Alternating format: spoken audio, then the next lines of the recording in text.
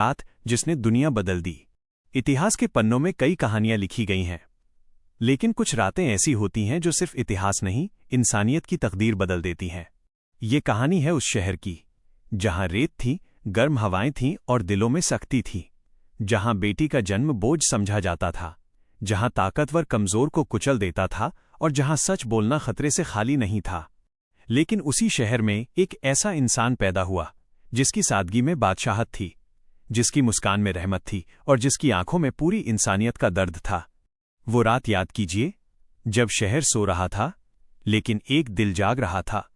वो इंसान अक्सर शहर की गलियों से गुजरता, गरीबों के दरवाजे पर दस्तक देता, यतीम के सिर पर हाथ रखता और भूखे को खाना खिलाकर खुद खाली पेट सो जाता। एक रात उन्होंने देखा, एक माँ चूल्हे पर खाली बर्तन रखे बैठी थी। बच्चे रो रहे थे और माँ उन्हें दिलासा दे रही थी कि खाना पक रहा है, लेकिन बर्तन में सिर्फ पानी था। वो दृश्य देखकर दिल कांप उठा। वो चुपचाप लौटे, अपने कंधों पर आटे की बोरी उठाई और खुद उस घर तक लेकर आए। साथी ने कहा, मैं उठा देता हूं। लेकिन जवाब आया, क्या कयामत के दिन भी तुम मेरा बोझ उठाओगे? फिर उन्होंने खुद आटा गूंथा, खुद रोटी बनाई और तब तक बैठे रहे जब तक बच्चों की हंसी वापस नहीं आ गई।